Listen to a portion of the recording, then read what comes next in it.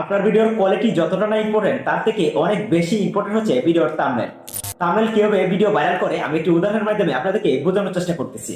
মনে করেন আপনি একটি ভিডিও ইউটিউবের মধ্যে আপলোড করলেন। তো ফার্স্টের দিকে ইউটিউব আপনার ভিডিওটিকে 100 জন মানুষের কাছে পাঠালো।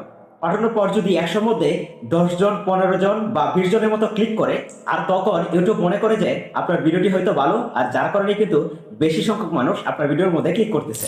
আর পরবর্তীতে আপনার ভিডিওটিকে 100 জন থেকে বাড়িয়ে 500 জনের কাছে পাঠাবে, আর 500 জন থেকে বাড়িয়ে 1000 জনের কাছে পাঠাবে। এভাবে আস্তে আস্তে আপনার ভিডিওটি একটা সময় ভাইরাল হয়ে যাবে। কিন্তু আপনি যদি আপনার ভিডিওর মধ্যে ভালো থাম্বনেল সেট করতে না পারেন, তখন ফার্স্টের দিকে যখন ইউটিউব 100 জন মানুষের কাছে আপনার ভিডিওটি পাঠাবে, আর তখন যদি 100 জনের মধ্যে 1 জন, 2 জন বা 3 জন ক্লিক করে, তখন কিন্তু ইউটিউবের অ্যালগোরিদম খুব সহজে বুঝে নেবে যে আপনার ভিডিওটি ভালো না, তাই দর্শকরা আপনার ভিডিওর মধ্যে ক্লিক করতেছে না। যার কারণে কিন্তু ইউটিউব পরবর্তীতে আপনার ভিডিওটি আস্তে আস্তে ডাউন করে দেবে।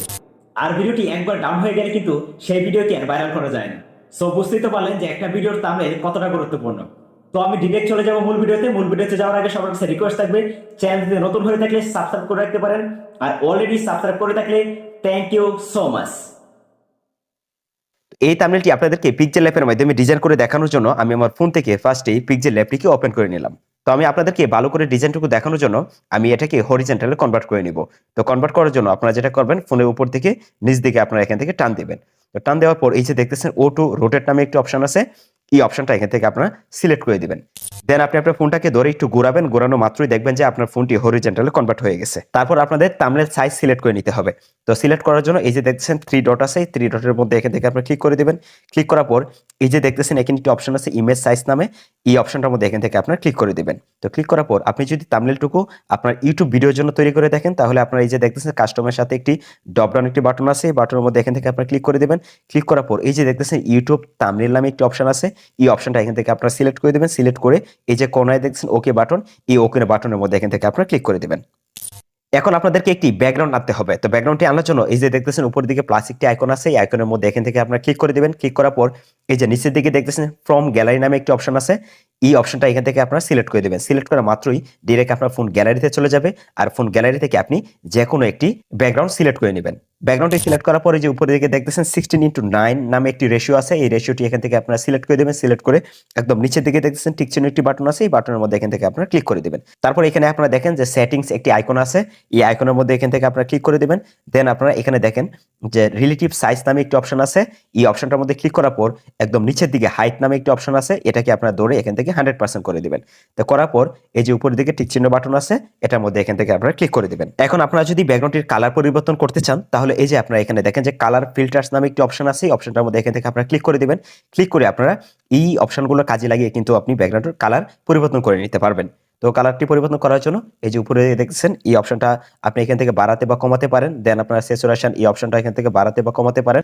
তারপর আপনারা যদি এই ব্যাকগ্রাউন্ডটির ব্রাইটনেস কমাতে চান, তাহলে আপনারা এখানে দেখেন 3 নম্বরে ব্রাইটনেস নামে একটি অপশন আছে, এই অপশনটা কমিয়ে কিন্তু আপনি ব্রাইটনেসটা কমিয়ে নিতে পারবেন। এই কাজগুলো করার পর আপনার উপর দিকে টিক চিহ্ন বাটনের মধ্যে এখান থেকে আপনারা ক্লিক করে দিবেন। এখন আপনাদেরকে একটি কাইনমাস্টার বা ক্যাপকাটের যে কোনো একটা এডিটিং অ্যাপের লোগো আনতে হবে। তো লোগো আনার জন্য যে উপরের দিকে দেখতেছেন প্লাস একটি আইকন আছে, আইকনের মধ্যে এখান থেকে আপনারা ক্লিক করে ফ্রম গ্যালারির মধ্যে এখান থেকে আপনারা ক্লিক করে দিবেন। তারপর আপনি আপনার ফোন থেকে লোগোটি এখান থেকে সিলেক্ট করে দিবেন। দেন আপনার নিচের দিকে টিক চিহ্ন বাটনের মধ্যে এখান থেকে ক্লিক করে দিবেন। তারপর এই লোগোটাকে জুম আউট করার জন্য মানে ছোট করার জন্য এই যে দেখতেছেন নিচের দিকে একটি আইকন আছে, এই কর্নারের দিকে, এই কর্নারে ধরে আপনি কিন্তু লোগোটাকে ছোট করে নিতে পারবেন।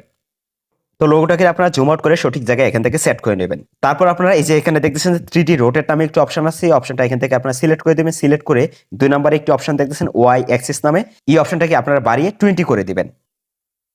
তো 20 করার পর আপনারা এই টিক চিহ্ন বাটনের মধ্যে এখান থেকে ক্লিক করে দেবেন। দেন আপনারা এই যে নিচের দিকে আরেকটি আপনারা 3D শেপ নামে একটি অপশন দেখতেছেন, এই অপশনটা এখান থেকে আপনারা সিলেক্ট করে দিবেন। সিলেক্ট করে আপনারা এই উপর থেকে এটা এনাবল করে দিবেন। দেন আপনারা নিচের দিকে একটি অপশন দেখতেছেন ডিপ নামে, এই অপশনটা আপনারা এখান থেকে প্লাসের মধ্যে ধরে বাড়িয়ে আপনারা এখান থেকে 10 করে দিবেন। এই অপশনটা বাড়ানোর মাধ্যমে দেখবেন যে আপনার অ্যাপটির মধ্যে 3D শেপ চলে আসবে। আসার পর আপনারা এই টিক চিহ্ন বাটনের মধ্যে এখান থেকে সিলেক্ট করে দিবেন। তারপর আপনারা থাম্বনেলের মধ্যে ট্যাক্স অ্যাড করার জন্য এই যে দেখতেছেন প্লাস বাটন, এই বাটনের মধ্যে ক্লিক করে দেবেন। উপরের দিকে ট্যাক্স একটি বাটন আছে, এই বাটনের মধ্যে এখান থেকে আপনারা ক্লিক করে দিবেন। ক্লিক করে আপনারা ট্যাক্স অপশনের মধ্যে এখান থেকে ট্যাপ করে দেবেন। দেন আপনারা টাইপ করার পর এই ডান বাটনের মধ্যে ক্লিক করে দেবেন। ক্লিক করে ওকে বাটনের মধ্যে এখান থেকে আপনারা ক্লিক করে দেবেন। ক্লিক করার পর এই টেক্সটটুকুকে আপনারা হাতের আঙ্গুল দিয়ে ধরে আপনারা এখান থেকে সঠিক জায়গায় এনে আপনারা এখান থেকে সেট করে দেবেন। এখন আপনারা এই টেক্সটটুকুর ফ্রন্ট চেঞ্জ করার জন্য এই যে দেখছেন একটি বাটন আছে, এই বাটনের মধ্যে এখান থেকে আপনারা সিলেক্ট করে দেবেন। তো সিলেক্ট করার পর আপনারা একটু নিচে আসবেন। নিচে আসতে আপনারা এখান থেকে ফ্রন্ট নামে একটি অপশন দেখতে পাবেন, এই অপশনটা এখান থেকে আপনারা সিলেক্ট করে দিবেন।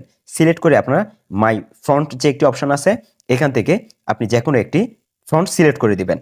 তো সিলেক্ট করার পর সিলেক্ট করে আপনারা এই নিচের দিকে ওকে বাটনের মধ্যে এখান থেকে আপনারা ক্লিক করে দিবেন। ক্লিক করে আপনি টেক্সটটুকুকে ধরে আপনি এটাকে জুম করে নেবেন। জুম করে আপনারা আবারও এখান থেকে সঠিক জায়গার মধ্যে সেট করে দিবেন। দেন আপনারা এই টেক্সটটুকুর কালার পরিবর্তন করার জন্য আপনারা যেটা করবেন, এই যে উপরের দিকে একটি কালার একটি বাটন আছে, এই বাটনের মধ্যে এখান থেকে আপনারা ক্লিক করে দেবেন।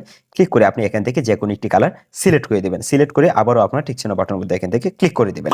আজকের এই ভিডিওটির সকল এডিটিং ম্যাটেরিয়ালসগুলো আপনারা কোন জায়গা থেকে একদম ফ্রিতে ডাউনলোড করতে পারবেন সেই বিষয়টুকু আমি আপনাদের সাথে একটু পর শেয়ার করব।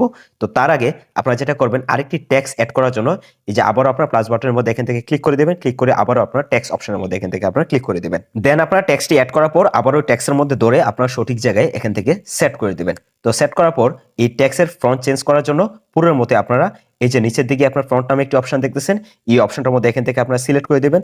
দেন আপনার মাই ফ্রন্ট থেকে আপনি এখান থেকে আপনার পছন্দ মতো যে কোনো একটি ফ্রন্ট আপনারা সিলেক্ট করে দিবেন।